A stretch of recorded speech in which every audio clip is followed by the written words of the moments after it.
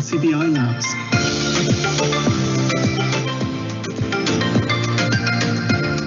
Well, it's good to be back for our September live event. Hard to believe that it's September already, isn't it? Time is really flying. End of the summer already, but don't worry. You still have the NCBI live events team here to keep you informed about the latest in technology to help with sight loss. And we have a really good show lined up for you today. Today we're going to be talking about an app that's had a lot of good feedback, a really interesting app called Lazarillo. And in just a few minutes, we're going to be talking to the CEO and co-founder of Lazarillo, Rene Espinoza, who will explain a little bit about what that app is all about and what it can do. So we look forward to chatting to Rene in just a minute.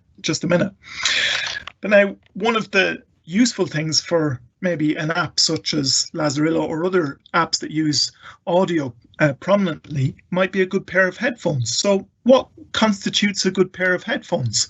And why might it be useful to know just a little bit more about the different types of headphones that are available? Well, we're going to be talking about that a little bit later on as well. And finally, we'll be talking to Connie Lydon in the latest in our series of Seeing It Your Way interviews. We're going to be hearing a little bit about some of our virtual technology clubs that are going on around the country as well. And of course, throughout the show, we have some of our regular live events team with us as well. So today we have Sean Doran and JP Corcoran with us as well. So stay with us and enjoy the show today, and of course participate as well if you'd like.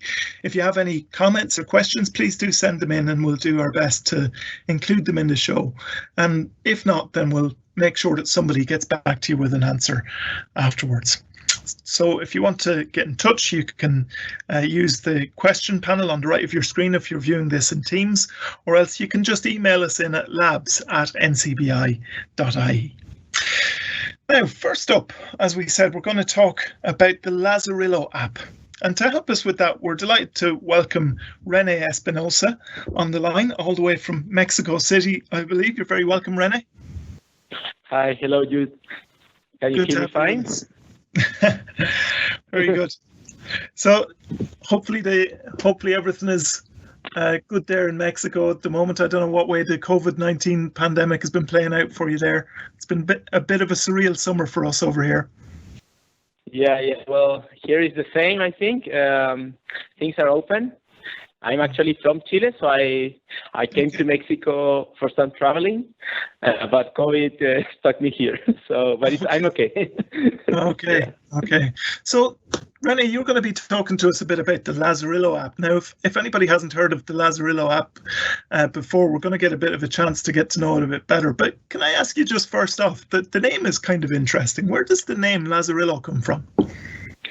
Yeah, sure. So there is a book called Lazarillo Tormes. So it's a book about a kid that guided a blind old man, and his name was Lázaro. So when something is small in Latin America, you sometimes use the ilo in English, and so it's Lazarillo or Lazarillo. And also you can call guide dogs Lazarillo dogs. Okay. So it's like a concept. Yeah, so Lazarillo app. yeah, very good. So that makes sense. That helps us kind of make sense of the name as well and know where that comes from. So, yeah, that's interesting. So just tell us a little bit about the Lazarillo app. What are some of the kind of primary functions of the app? Sure. So the mission of the app is to provide information for the user in real time about their surroundings, like with reference points, and also connect them with the community. So one of the main functionalities is the exploration, that as you move through the city streets, it will tell you the streets you're crossing, nearby locations, without you doing anything, just moving through, just open the app. And then you can actually have direct categories to find locations, or you can find specific locations by searching. And then you can have routes within the app.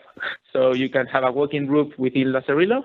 And the difference is that you got more detailed routing as we give you intermediate steps to get to your destination or to a different point, so you can then turn, things like that. You can have favorites, so any location from a place that you like in a park, and you can use, for example, your GPS location and then tag that place with your favorite name. From your work, so we provide a lot of functionalities so that you can then reach those destinations from walking, but also you can track locations. So you can track a bus stop, for example. So you can have as favorite a bus stop, and then you can track it. So if you're in the bus, you get an alert, you get a distance alert as you get nearby that location. I think that's the main functionalities. Now we launch a new feature that is called News, in which that you can get information about your local entities. We're doing partnerships for that in order for more entities to join and provide news. And also the app, what's great about this is that locations can make their places more accessible, so that you can not only get to the front door, but also navigate inside. So you can imagine a hospital, for example, and you reach the entrance, then the app can automatically guide you inside if the hospital is part of our network. Excellent. Mm-hmm. Very good. Yeah, so that's quite interesting. So that's got kind of almost a dual purpose in a way, does it? It's kind of partially navigation is one of the prominent features, but also your news app, would that allow kind of more information to be spread other than just navigation information? Yeah, exactly. Yeah, very good. So maybe we could get, I don't know whether it's possible to get maybe a little bit of a demonstration of how it might work. Is that possible? Let's try it. I mean, the only thing that I want to check is that if you can hear it. So, okay, so let's try it.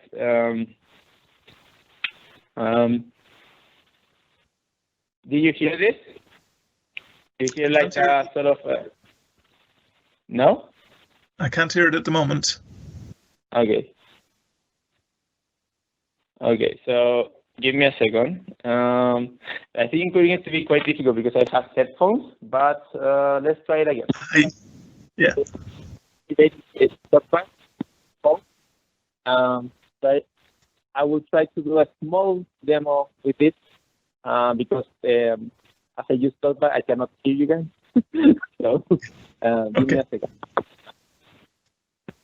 Okay, I will activate software.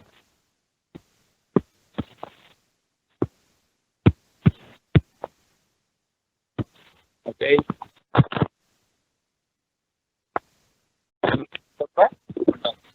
You cannot hear the software. Okay, so I don't think that's coming across particularly clearly at the moment, Rene. No, you cannot hear it. We're not really hearing it at the moment, but maybe we might be able to come back to that if we're able to get that working. Yeah. But maybe you can give us a bit of an idea of what we would be hearing as we're going through the as we're using Lazarillo to get around. What sort of feedback do you get? Yeah, sure. So give me a second. I will put my headphones again. Yeah, no problem. Yeah. Okay.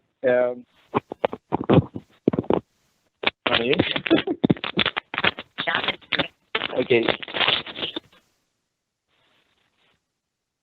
Hello. So, can you hear me now? I can hear you now. Yeah. Yeah. Sorry. Yeah. Well, this demo is better if we do it through sharing my screen or something like that. But yes, yeah. So the reference information that you got as you open it. So one thing you need to do after you download the app is to register. You can either use Google, Facebook, or an email. And this is for that in the future, if you change your phone or anything, you don't lose your favorites within the app, right? We have users that have over 1,000 favorites, so that could be so you don't want to lose those. Yeah. Exactly. Yeah, and the app, what will tell you is like where you are. Like at the beginning, will tell you your direction, and then you have button on top. So if you swipe right, you will find a button that is called. So the first button of the top left is stop the exploration or start the exploration accordingly. Yeah.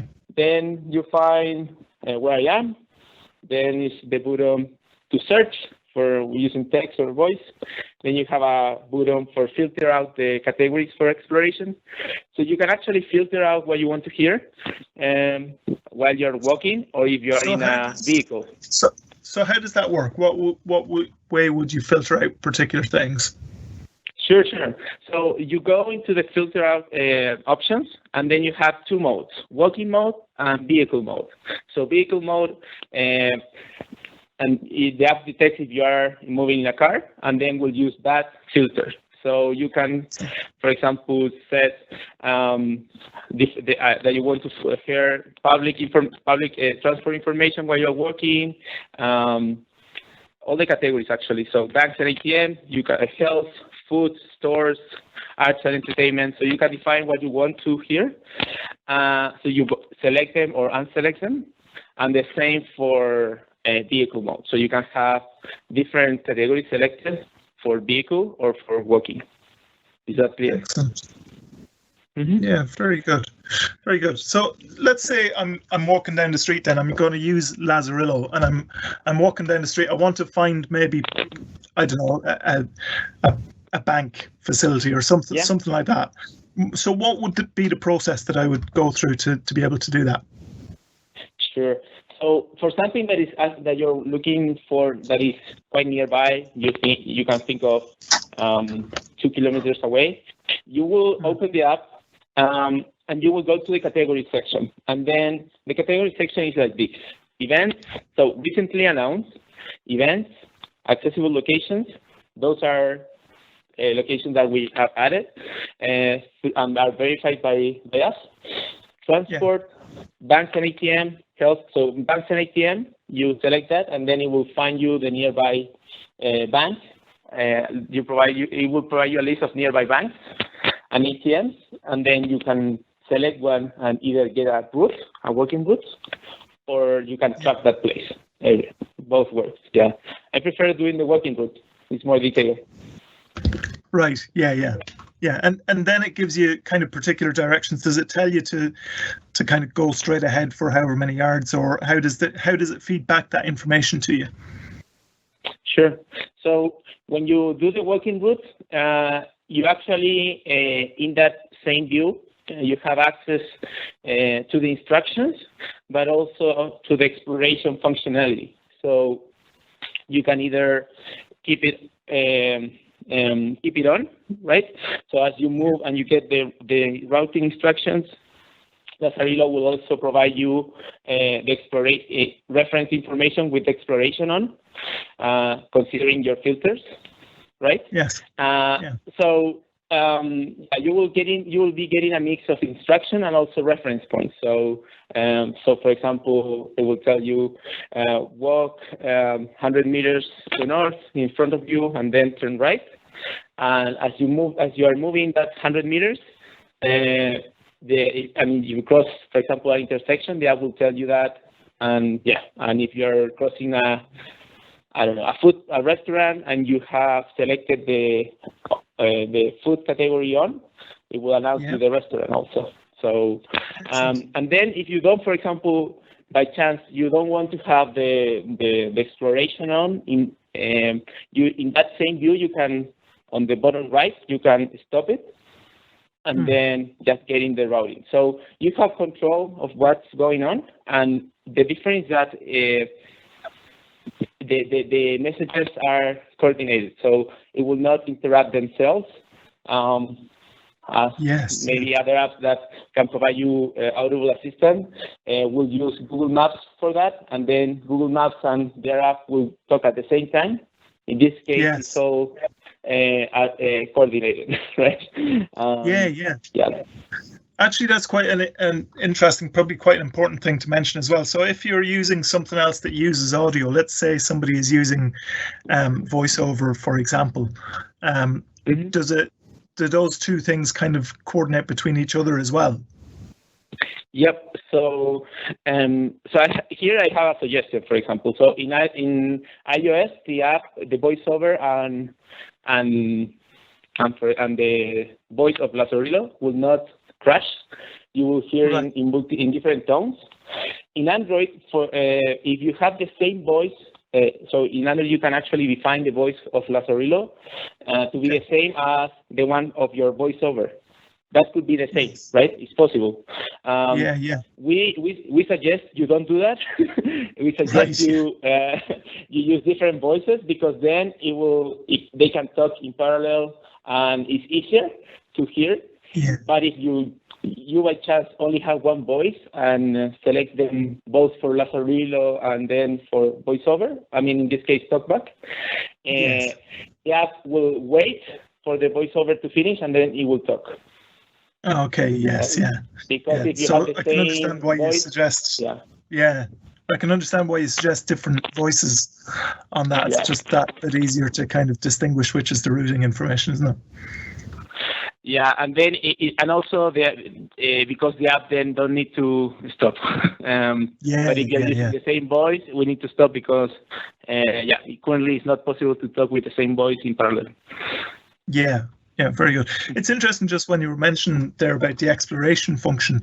So you can have the navigation just working to get you to the location you want to get to, and that's all you would have. But you could also turn on your exploration and then be hearing particular types of businesses as you're passing by them, so that you've got kind of a landmark, so to speak. Yeah, and you can add landmarks as favorites. Okay, excellent. Yeah. That sounds really good. So in terms of the equipment that you need then, I presume you pretty much just need your smartphone and the app loaded and then your headphones, is it? Yep, exactly. Yeah. You need just that. And you can use either Android or iOS.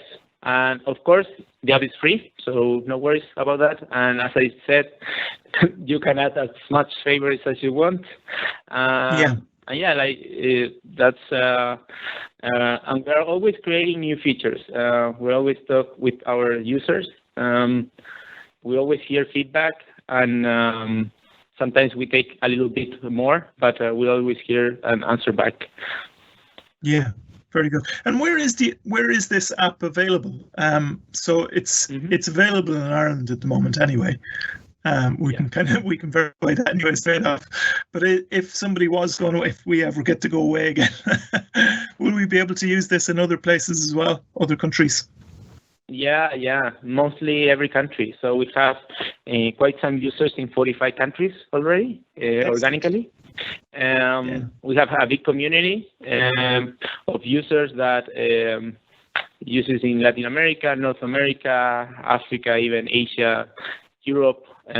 Is available in 24 languages, and we're really grateful for our users that have helped us translate the app to their own language. We don't use like Google Translate or things like that. We use the help of users to translate the app because it works much better, and they can actually test how it works. Yeah, very practical to do that as well. You mentioned before about some of the verified places, verified by Lazarillo, that this particular places are where they're supposed to be. Does that present a problem sometimes? Is there sometimes maybe where a particular map system that's used? I take it that you would kind of overlay the Lazarillo app over maybe Google Maps or something like that you use other maps as opposed to your own map. Is that right? Yeah. So in order for us to work globally, we use different data sources for maps. Not only Google Maps, we use that is a paid data source we use, but also we use open source databases. One thing that is important for the community is that if they have issues with the data, sometimes like, hey, this place is not accurate or things like that, that's actually a problem that open source database and even paid databases have. So that's why we also have our own database in which that we can, and this is our business model. We sell to both private and public institutions. And for example, a city can refine their location and then also post news for their local citizens. And they pay a subscription for that. The same as a company that could be a bank, that we have worked with banks, hospitals, universities, in which they do the campus of the university and also inside the buildings. So the students can easily navigate and get to their classroom. Museums even. So, and then we create a layer with our own database and with a refined data, more accurate, with more information, with more reference information also. And then you can easily search within that venue. So in a hospital, if you're going to the cardiologist, for example, you can find the cardiologist and then get a route, and then we take the app takes care of providing you the instructions. Well, that's a very useful feature straight away, isn't it? So if somebody was to be maybe using the app in town, and perhaps they were to come across something that seemed to be being announced as being in the wrong place. So the restaurant is being announced as being on your left-hand side, and it's actually on the right-hand side. That's generally speaking, we're talking about that being an issue with the underlying map system. So, for example, if we were using that same map system without Lazarillo, it would also be telling us that it's in the wrong place, I guess. So, what would you advise somebody to do if they do come across any little issues like that? How would they kind of go about rectifying that, or is there anything they can do to help with that? Sure. So I think that the best thing to do is to notify us, because we can. So in the settings view, in the settings tab, that is you will find the settings tab. So we divide the app by tabs. So exploration, favorites, news, and then settings in the bottom. And so you go to settings tab, and then you will find a button that is called Contact Us. And then you can either send us an email. We always prefer email. So we can track it better. So please prefer that. You can also use WhatsApp, but you can send that through email. So you can send us your location. You can send us your location by text, or you can also add that location to your favorites and then send it to us so we can review it. Because any location that is in your favorites, you can actually share it through a link. And then we can open that and refine it. We have seen that some databases, so we use multiple databases, and we have seen that some databases works better in some regions or even some cities than others. We are actually able to set in our system, okay, in this city, we will use this database instead of this one. But for us to take that decision, we need to be asked by the community and also get those reports. So if we see that it's something that is not particular for that location, but it's actually something that is general with the database we're using in that city, we try to find the best one to change it, right? So that we can provide a base functionality that is much better, right? Good. So that gives people a bit of an opportunity. If you're somebody who wants to try out the app, that's something that's widely available, as Rene was saying. But if you want to feed back any information, I'm sure that Rene and the team there in Lazarillo would really appreciate the feedback. We actually have a bit of feedback in already, Rene. We might just bring John Paul into the conversation, JP Corcoran, if you could go through some of the feedback that we've had in our. Yeah, I'd be very happy to. Yeah, of course, Jude. So as you'd mentioned, Rene, we have several people registered with NCBI who are using Lazarillo as their primary navigation app. And these would be both iPhone users and Android users. And some of them have sent in their comments along with a couple of questions, which I'd like to just read out now.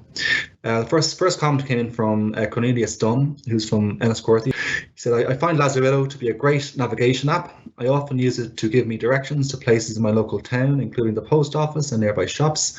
He said, I've used it to travel from Waterford to Cork using public transport too. I really like how it announces everything around me when I'm walking. For example, ATMs, public buildings, and so on. As I used to have sight, I know these points of interest are there, but Lazarillo actually tells me where they're located. I would highly recommend the app to other people with sight loss. So that's from Cornelius. So thanks for sending us in that feedback. Second one, a bit of feedback came in from Robert Ford from Swords in Dublin. He said, I find Lazarillo very helpful, particularly on public transport on the regular routes I'd take to work. I find it very reassuring when it announces the shops, restaurants, shopping centres on my journey. This gives me an idea as to when I have to get ready to get off the bus at my stop. Also, when I'm walking in an unfamiliar environment, I can find it very confusing when I get disoriented, but the app can help with that. A positive using the app when in an unfamiliar area, for example on holidays, is that it will tell me what restaurants, bars, supermarkets, etc. are nearby. So it's some really positive comments there that we've received. And they're followed up with a few questions, which I hope you don't mind if I just kind of relate to you now. First one is just, can you prevent the app from reading out some things around you, for example, all the bus stops, and just have it read out the relevant directions to your intended destination? I think we might have just lost Rene on the line, so we might just let's see if we can get him back. A couple of minutes. Sure. We might just see if we can get him back. Just as a reminder, of course, anybody who does have more questions, if you want to send them in to labs@ncbi.ie or put them in the question panel here. We're hoping to get Rene back in a moment, and we'll be able to put some of those questions to him. But very interesting app as we listen to it there. Hello? We have Hello? Rene back with us. Yeah, great. Welcome back, Rene. Yeah, I don't know what happened. We lost temporarily. Yeah, I heard the first feedback, and thank you so much. You were just going to read the second feedback. Yeah, so I just read the second bit of feedback there, which again compliments the app. So someone who's using it for using it in public transport, particularly, is finding it very helpful for knowing when to get off the bus by knowing the app is announcing shops and restaurants and so forth, so they know when they need to get ready to get off their bus stop, which is a great help. And also when they're in an unfamiliar environment, like if they're away on holidays or somewhere that they haven't been before, the app will help in those situations as well. There's a few questions here which I was hoping to just ask you there that came in from some service users.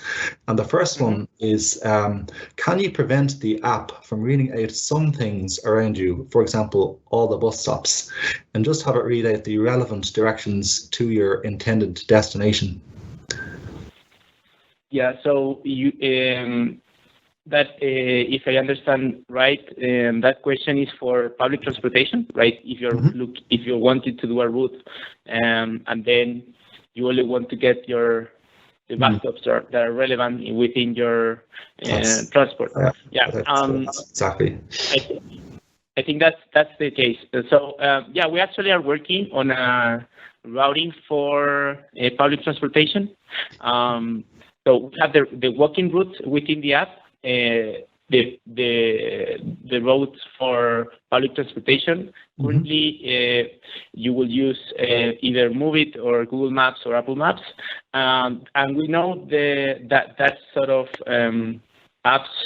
I mean, the way they do the routing, especially for bus stops, is not so intuitive. It relies a lot on you to see the map.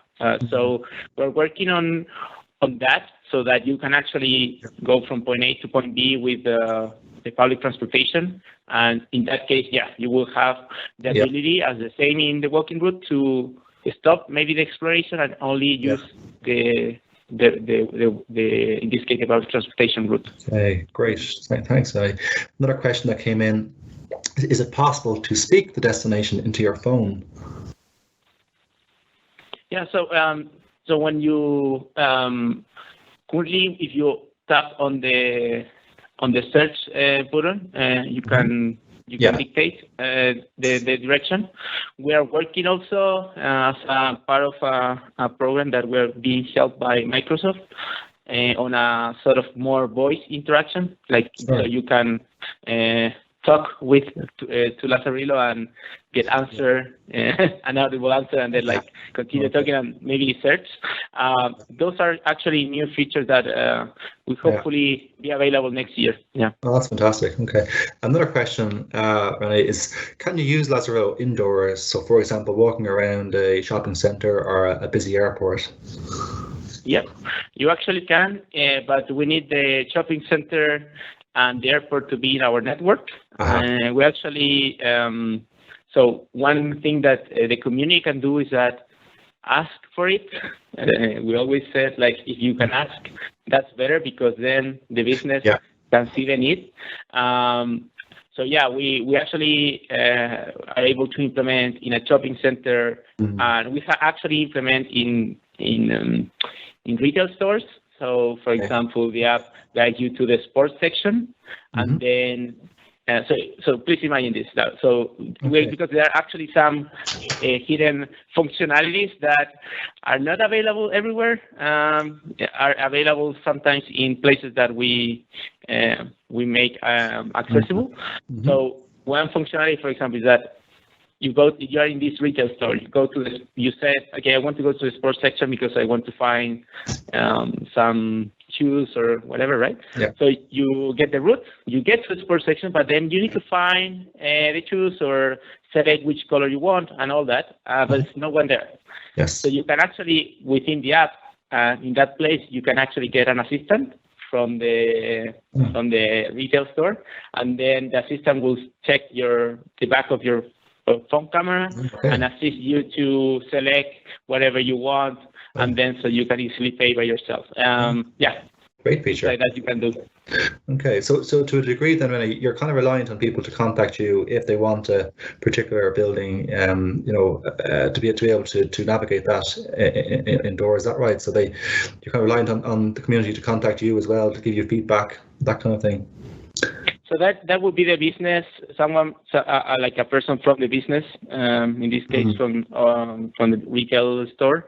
But the app will guide you automatically without the need of a human help. Yeah. But if you need to choose a product, right, or if you need help with a product, you can get an assistant that will directly connect with a contact center with you. Perfect. I mean, we do have some people who give us suggestions or have queries about the app. If they do have queries, you touched on it a moment ago, they can contact you by going into the settings tab you mentioned in the app. Is that right? Yeah. And go to contact us and maybe send you an email. It's the best way to get in touch with you. That's the best way. There's also our WhatsApp, but as I said, we prefer email. It's more organized, and also, and that would direct. That email will go directly to our support team. Our support team, like, what they need to do is to check what is working, what is not, and also what suggestions people are giving.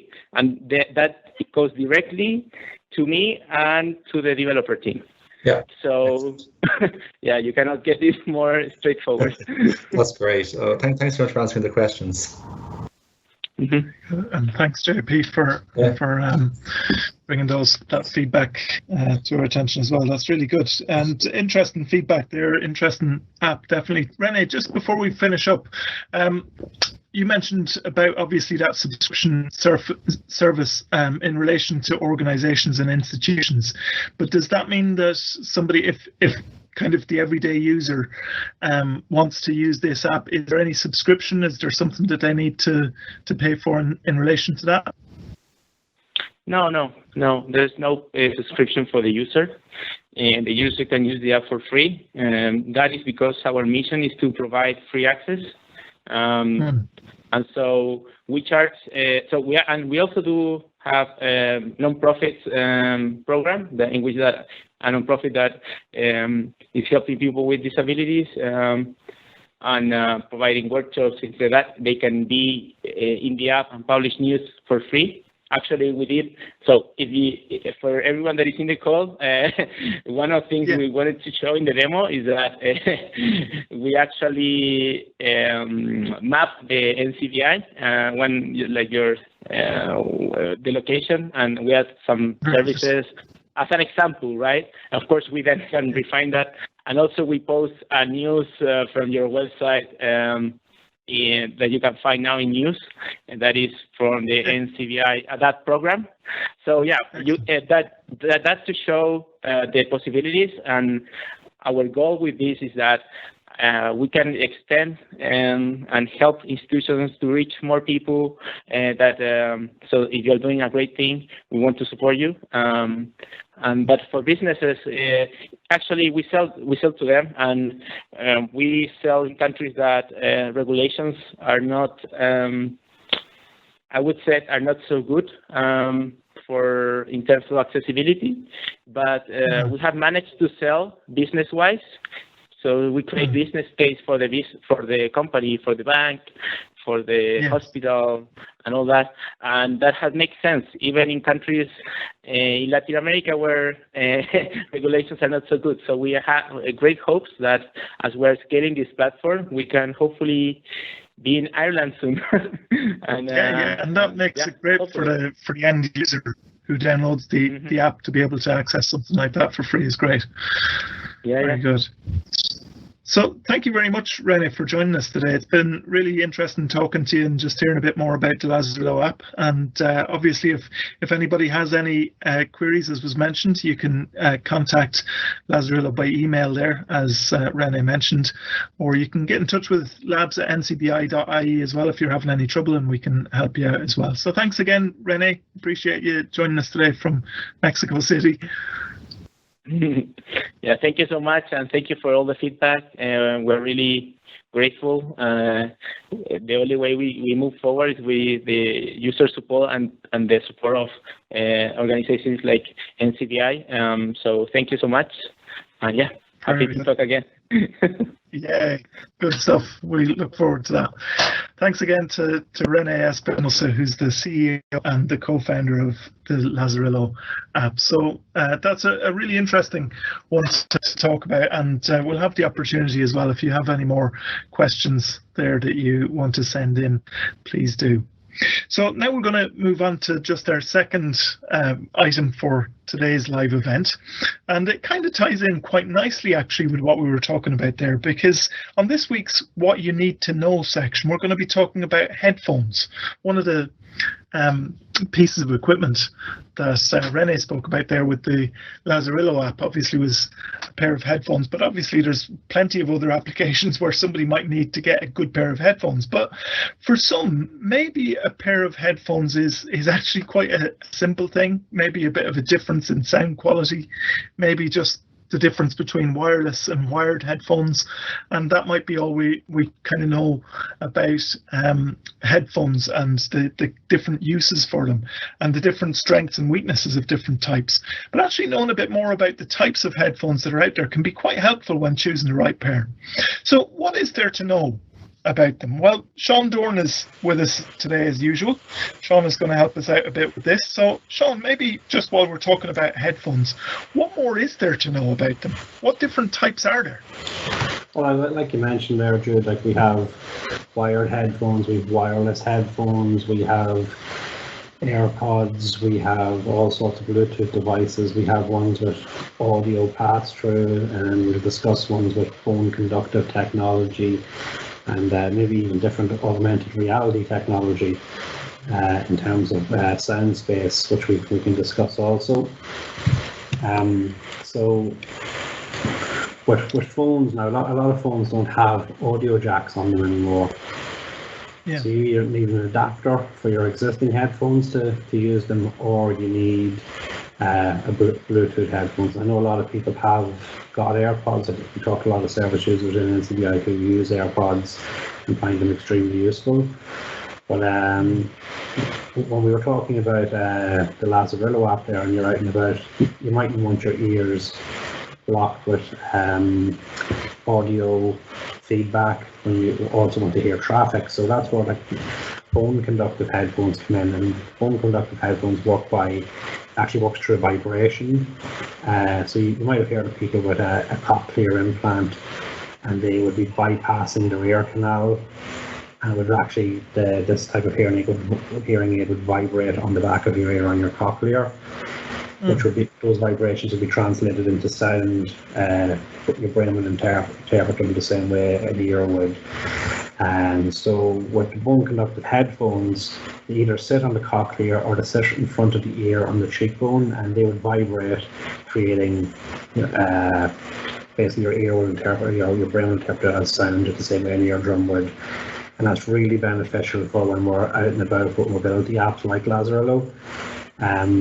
We could have had an instruct, like as Rene was saying there, people giving you feedback on bus stops and ATMs all along your journey. Yeah. So that is extremely useful. But we might also, want to listen out for road traffic, for other pedestrians, for bicycles, as anything when you're out and about in your mobility cases. So the way these would work is you'd have them connected to your phone by Bluetooth. They would vibrate the front of your ear in the case of the AfterShokz headphones.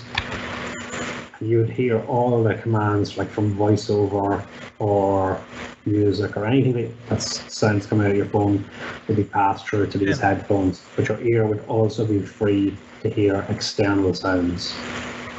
Okay, yeah. So you're kind of talking about, really, some people might be used to maybe noise cancelling headphones or something that goes over the entire ear and it blocks all the sound out. Exactly. And you get great sound quality maybe from what's coming from your device. But this is almost like the opposite. It's purposely trying to make sure that you can hear what's going on around you as well. Yeah, I think bone conductive headphones were primarily designed for people out jogging. That was they were designed for people out jogging, and they're going to hear cars and other obstacles. But in terms of people with sight loss, they're very, very useful, because people with sight loss would use hearing a lot, obviously, and when you're out and about, if you press the traffic light, you want to hear the beep to make sure that it's okay to cross, but you also want to get your directions from an app like Lazarillo or other apps on your phone. Yeah, interesting. So you mentioned there kind of being out and about is one particular application for it, but is there other kind of environments where you might get the most out of a particular type of headphones? For example, I think somebody's determined there on the phone. My phone never stopped ringing. That's it. Well, you're a popular man. We'll keep you around for a little bit longer if we can.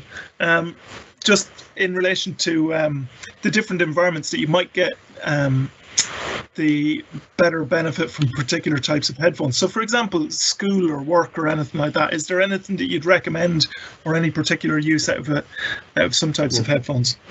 Well, it depends what your work is. I mean, if you're working in a solitary environment where you want to concentrate on that work and not have your external environment, sort of come into play or distract you, then what you were saying earlier about noise cancelling headphones are absolutely perfect. And even the new Airpod Pros, they have noise cancelling, which it sort of creates a sound wave that cancels out the sound wave that's been created by an external noise. So you are only hearing actual sound that you want to hear coming through those headphones. So in terms of isolation, they're fantastic. They also have a transparency mode where it will take in external sounds through microphones and play it along with the music you're listening to, or play it along with your voiceover feedback.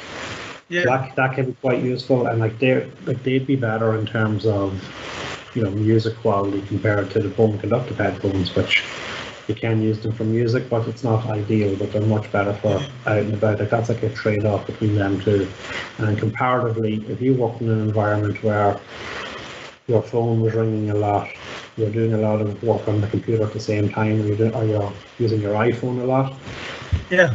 I mean, you don't want to be wearing big headphones and a colleague comes in and you're writing an email using a screen reader. You have to take off your earphones, go, sorry, I didn't catch that, and they have to tell you again, or you're sort of missing out on bits and pieces of the conversation.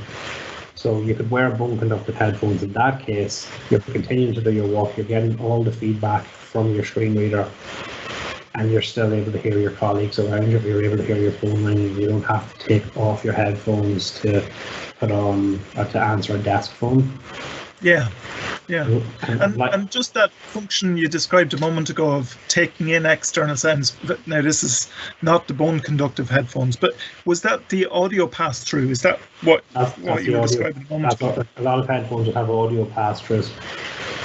Like I said, the AirPod Pros would have audio pass-through. Like you hear, like the Sony X3 headphones would all have audio pass-through. A lot of headphones do have that now, because they know that noise cancelling is very, very important for people who just want to, sit in an environment and not be disturbed.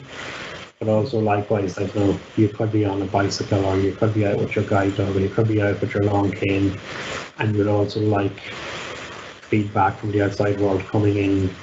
So it's a trade-off of what you need, like in terms of if you were sort of out and about with a lot of cases and you're doing a lot of travelling, maybe bone conductive is perfect for you. If you're mixing, like listening to music at home, maybe doing voice calls, and maybe like you need the audio pass-through for when you're out and about, you can sort of decide what device would work best for you. Yeah, very good. Likewise, I think probably go on. Likewise in schools, I mean, for children, like in schools, they would have a laptop with a screen reader. They might be missing some of what the teacher's saying as they're typing up something with a pair of headphones on. So the bone conductive headphones have been useful for you're hearing exactly what the teacher's saying in the lesson, and you're still getting all the audio feedback from whatever screen reader you're using on your laptop, say. Yeah, excellent. And I think probably some people, we might have heard of different kind of brands or different products that are out there, such as, I think you mentioned Aftershocks a moment ago. Those are kind of well known in terms of bone conductive headphones, aren't they? Yeah, they'd be quite good in terms of bone conductive headphones. Now, other brands, people like Bose have sort of entered the market with frames and different types of glasses that would have something similar to bone conductive in the earpiece, but it's sort of vibrate, it's sort of smaller speakers, so people nearby would be able to hear you or hear what you're listening to, while the bone conductives are a bit more private. If you turn the sound quite low down in a bone conductive headphone, the person would have to get very close to you to be able to hear it. Yes. If you were out and about in a busy street, and you could turn it up quite loud so you could hear it, but the person next to you on a busy street wouldn't hear it. Yes, You mix and match, and like it's sort of, even people, I spoke to people who use bone conductive headphones at home with their iPhone, because you can sit there with the family, and they might not want the family to hear everything that they're reading out on their voiceover. They might not want to wear a pair of earphones that block out what the family's saying, so you'd have the bone conductive headphones on. You'd have their screen curtain on their voiceover on their iPhone, and you sort of have a bit more privacy. Yeah. So you have to kind of, I was nearly going to say you have to play it by ear, but it's too late to avoid that pun now. So they'd be some of the ones that a lot of people would have maybe heard of, the brand names. Airpods is another one that a lot of people have heard about, and we've talked about it a little bit already. Is there any other particular functions that the Airpods can do, for example? Well, so they have the transparency, and they have noise cancelling in the Pros. Yeah. There's live listen mode where you can also, if you sort of struggle to hear things, you can place your phone maybe closer to the person. You can turn on live listen, and then it almost acts like a hearing aid. Excellent. Yeah. Or a room listener, like for people who have who wear hearing aids, they would often buy a room listener that would connect to their hearing aids by Bluetooth. You put that listener up in a meeting. Maybe in the centre of the room, but now with this live listen, it's acting like that. Like you wouldn't need to buy a separate. You could just put your phone maybe in the centre of the table, and it would receive that information. That's brilliant. Yeah. So it can be quite useful. Like that, they're always adding new sort of features. And the new iOS 14 update, they're going to be adding augmented reality, AR, you'll often hear people are calling it, the iPod Pros, and what that means is you kind of get like a 3D surround sound, where like if you're listening to music, you might be able to hear the drums behind you and the guitars to the left or right, maybe the vocals in front of you, depending on what way the track is laid out. Yeah. But that can also be very useful for mobility apps, because a similar app that's in development now, Microsoft Soundscape, they work on giving you a beacon in terms of like for the direction that you're walking. So that beacon with your augmented reality sound, or if you have a good pair of stereo headphones, you can hear that on the left hand side or the right hand side, or it's being pushed forward, or does it feel like it's coming behind you. So they can be very useful, and even like I speak to some teenagers now who play audio games. They find that that will be a useful feature, because a lot of the games they play is depending on the direction of the sound. So if you had a better pair of earphones, that would come in very useful. Yeah, very good. And we spoke about that Soundscape app a little while ago on one of our live events, and those sort of headphones that you mentioned, they would definitely fit in very well. Just one last question, just before we leave this discussion on headphones. Just some might be a little bit worried about some of the smaller ones, such as the Airpods. They're very tiny, kind of little buds that fit in the ear. They might be worried about losing them, perhaps. Is there anything that can help if somebody's worried about that? Is there any features that can help? Yeah, there's two or three different ways. You can get it to play a sound where you can hear them. Yeah. So you're trying to find by location where they are. There's other ones that you can. There's another one you can see on a map where each bud would be. So it might narrow it down to a room, but you might still need maybe someone to help locate it. But then you could really try using the sound. Yeah. But yeah, no, they could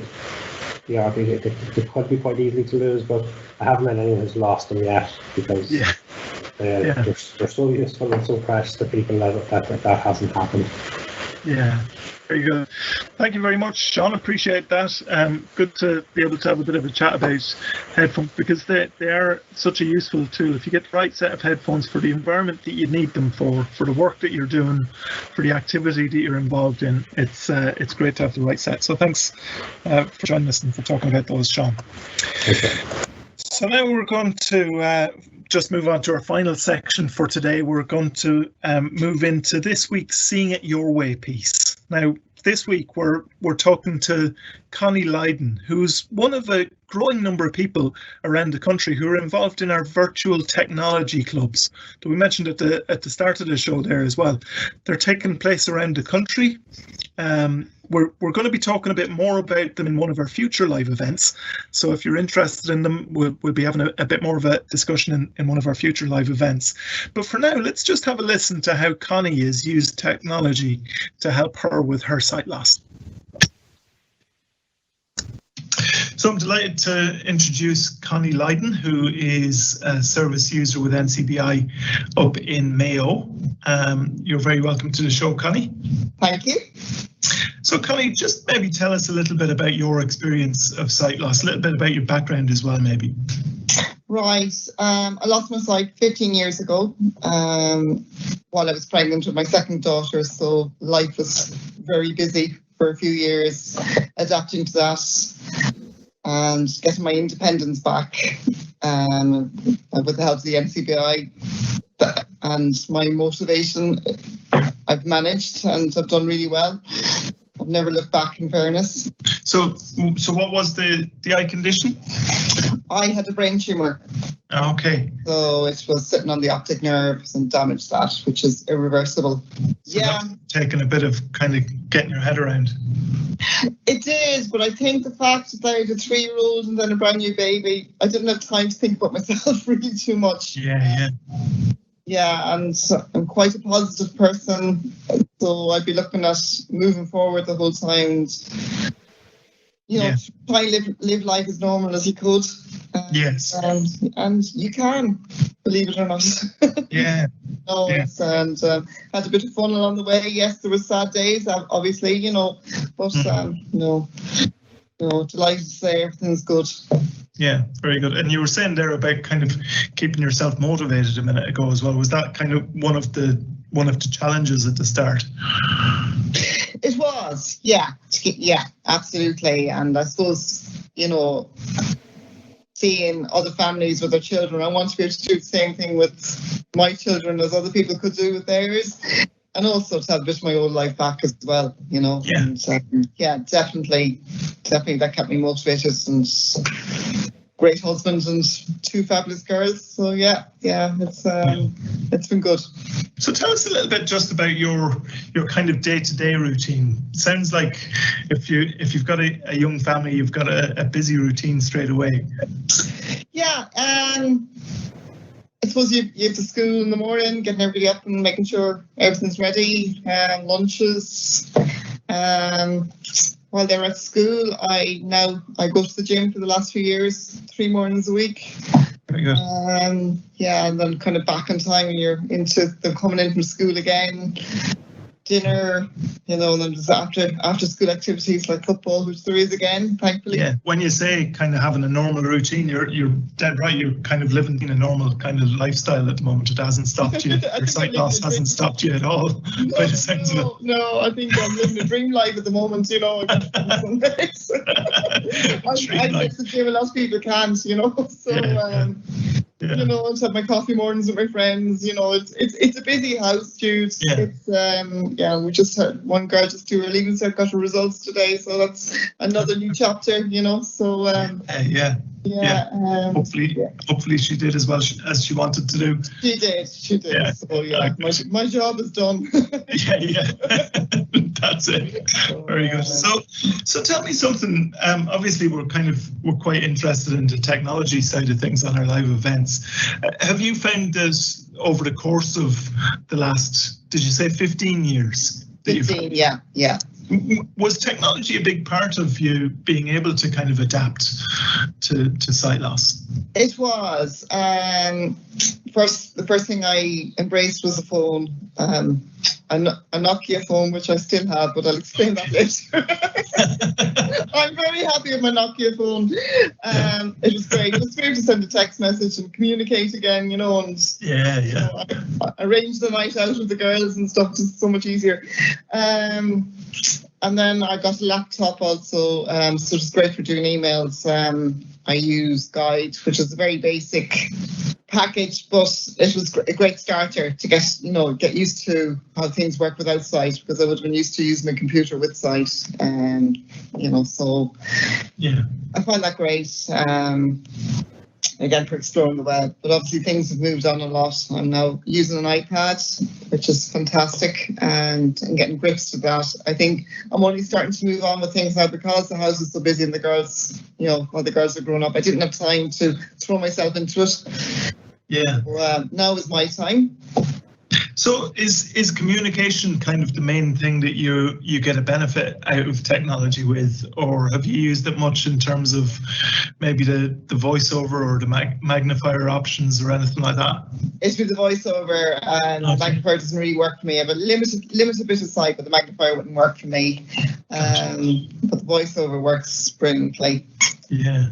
Do you find that you control it by the gestures on the screen, or do you use Siri to talk to it and give it instructions? Or well, thanks to the virtual technology meeting, I was using the gestures, and I still am to a degree, because that's what I started off teaching myself here. Yeah. And but I think Siri seems to be the way to go for a lot of things. Listen to the others on the virtual technology group. It's probably a mixture of both. Yeah, very good. So the virtual technology group is actually one of the things we wanted to chat to you a little bit about. So the virtual technology groups are going on around the country at the moment. NCBI are facilitating those in each of the regions. I think you meet generally on a Wednesday, isn't it? That's right, every Wednesday at 12, yeah. Yeah, very good. And how many, just describe the experience a little bit for us. How many would be kind of involved? What sort of topics have you been talking about? There'll be about 4 of us involved, along with the host. And we've been discussing the iPad mainly, and the iPhone, and like you're saying, the gestures and Siri. I think this week we're going to touch on how to send emails through Siri, which would be great for me. They also discussed phones, different types of phones that would suit people. You can talk about everything. I think the best thing about it is you're talking with like-minded people without sight. Like I found here, like they're trying to show me 2 iPads here. This is my sighted people around me, and they can't really. You have to be living the moment to understand it, Yeah. So by just talking and listening to the others, it feels so normal. Yeah. And I feel quite at home with it, and that's, I suppose, no fear in asking questions. You don't feel stupid at saying that I can't do this or I can't do that, or what about this or what about that. Yeah, that's a really good thing to highlight, because I would say that probably is one of the biggest obstacles to people wanting to do something like this, maybe a technology club, is that feeling that actually, everybody else is leagues ahead of me, and I'm going to feel a bit silly if I ask a question. That is so true, and not at all. It's complete opposite. It's so comfortable. I highly recommend it. Very good. So have you had much of a chance to kind of put some of those things into practice in everyday life, or are they quite practical topics? Oh, totally. And I think it's something you said a good while back about the penny dropping as different things. It does, and it's I practice every time we have a meeting. I will practice afterwards, just to make sure I don't forget it. But it's also nice it might be stuff you might even use, but nice to know what can be used. If you ever need to go back to it, well, yeah, that can do such a thing. Yeah, it's just good to have the information there. And yeah, tell me something, Connie. Are you a bit of a techie anyway? Would you have enjoyed technology? Because you mentioned you used a computer before sight loss, which I suppose a lot of people would have anyway. But was that out of necessity, or was that something you quite enjoyed being? It's probably more from a work point of view. I spent 10 years in London working in a marketing department, so a lot of presentations being done and things like that. And even in my last job, I suppose just for basic office skills, you'd be using it that way. So I wasn't afraid of it, and did a good few courses. So I wouldn't say I was a techie. Wouldn't be. I think it's more fun now. What's available now is more fun in the last few years. Yeah. So, yeah. We got the Alexa now recently. I better not shout her name too loud. You'll just hear it coming on the background. I'm really enjoying that now, so I have great fun with it, Yeah. It's very useful even when you're cooking, just to set a timer, or, Excellent, yeah. Find out if shopping centres are open at a certain time, it's great. Just, yeah. So do you just have like one set up in the kitchen and you use that in It's all mine. Yeah. Because some, I think, have a few different devices, don't they, throughout the home. One is enough. I know, but for here now it's great. Just the kitchen's where I spend most of my time, so okay, just amazing. And I haven't been able to access my music for years properly, but I'm big into the music, and so my husband managed to put everything onto iBroadcast, so I have like this. I'm able to access music now, which is fantastic, which I haven't been able to for a good few years, So delighted, Did it take you a while to get used to some of those things again? Because you mentioned about not accessing your music for a while. I presume, was there a period of time where maybe you had been in contact with people via email, for example, and then was there a period where you weren't able to be in touch that way? There was until I got the laptop. And I was able to, by using Guide, I was able to contact them. And now that's changed to FaceTime, which is even better again. Yeah. That's a great facility. Even Messenger, So on Facebook, I'm on Facebook as well, which I don't put anything up. I'm very boring. They won't get any news out of me. It's great for having a nose. Yeah.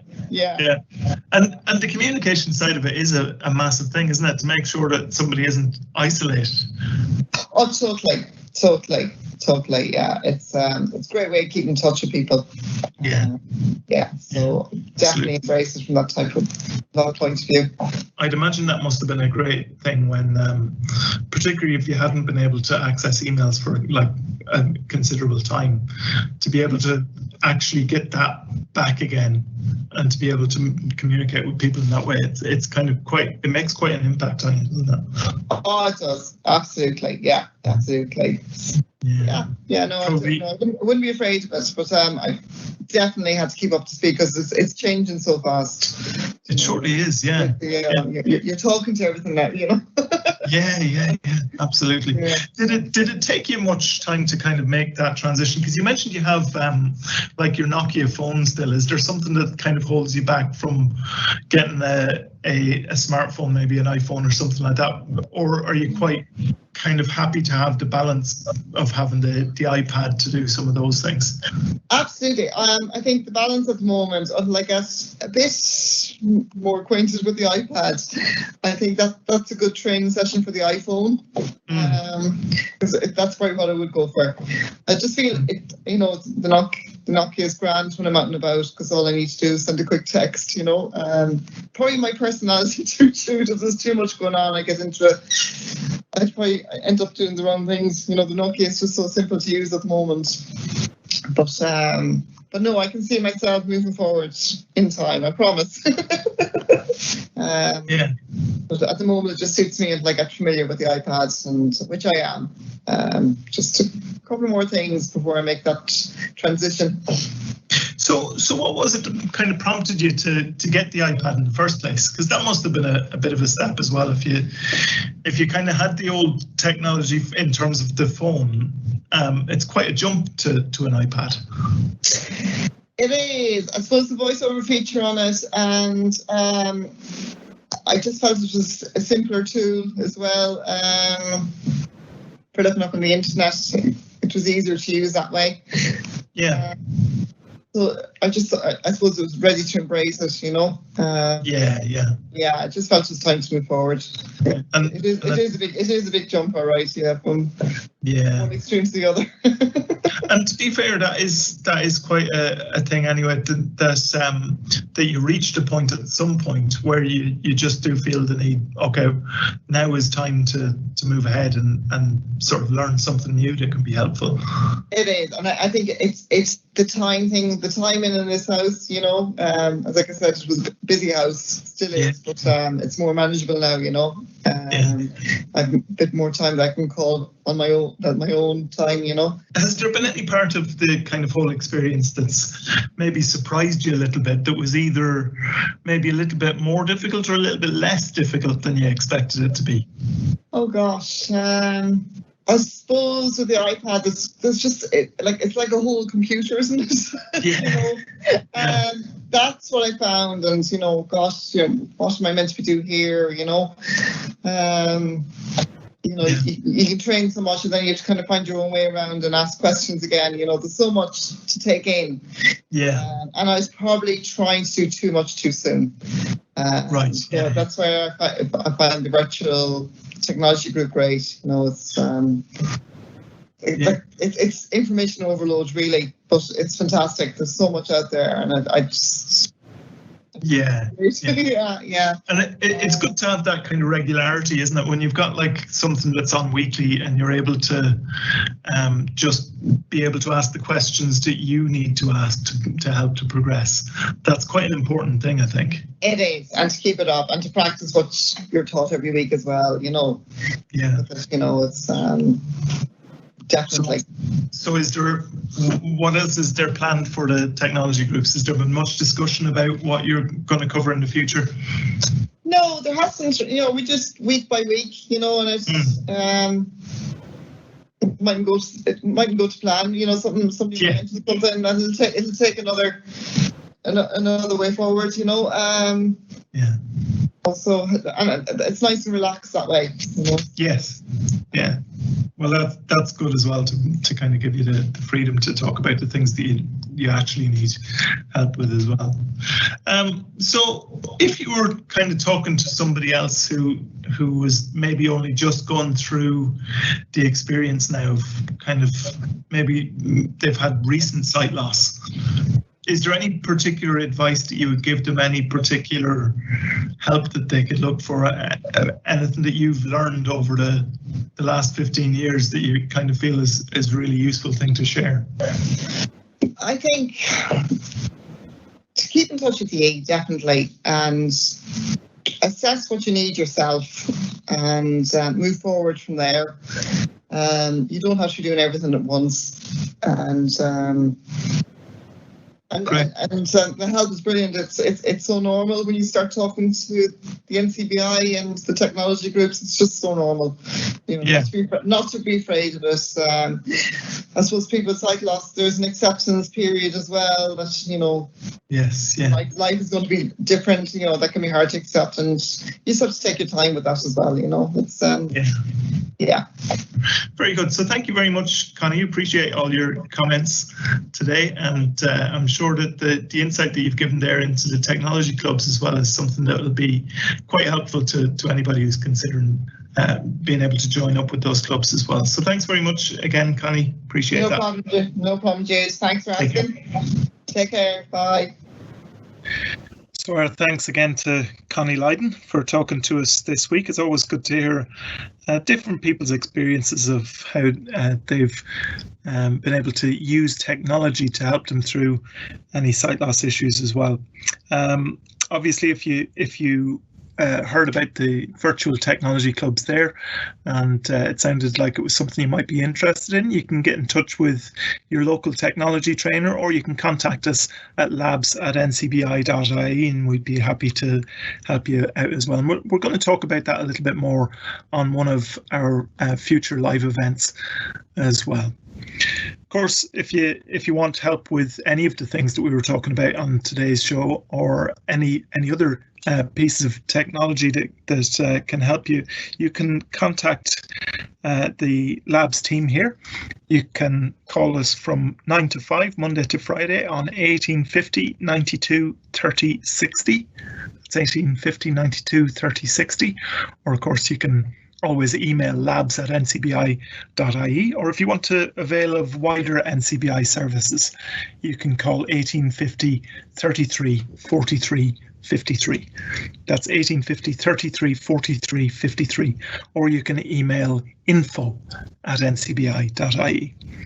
And of course, if you'd like to make a donation to support our services, you can also visit donate.ncbi.ie. You'd be able to sponsor one of our live events if you like. You can do that by contacting labs@ncbi.ie as well, and that can help to keep our live events going. Now, just before we go, just a bit of a reminder about what we'll be talking about in future live events. As we mentioned there, we're going to be discussing virtual technology clubs, how you can be a part of that if you want, the various things that people are talking about. But we're also going to talk about PDFs. Now, I don't know if you've ever found that maybe your assistive software just has a problem sometimes reading a PDF document. Well, we'll talk a bit about why that is, and what you might be able to do about it as well. So we're going to be talking about that on our next live event. A reminder that our next live event is obviously a month from now, so we're back to the monthly schedule at the moment. So our next live event is Tuesday, October 13th. Tuesday, October 13th at 2:30 p.m. And if you want to stay up to date with what's happening in our live events, as well as plenty of other subjects that are talked about in our newsletters, you can subscribe to the newsletter on our website, or you can email us at labs@ncbi.ie if you'd like to sign up to our NCBI technology newsletter, full of great advice and information and tips that can help you to make the most of your technology. So hopefully you've enjoyed our show today. If you have any questions, please do get in touch. But all that's left for me to do today is to thank our panel once again. Our regulars, of course, JP and Sean were with us, but also appreciated Rene's contribution in relation to Lazarillo and the opportunity to talk to Connie Lydon as well. Of course, we want to thank everyone for listening in as well, and we look forward to having you all back with us next month for another NCBI Labs live event.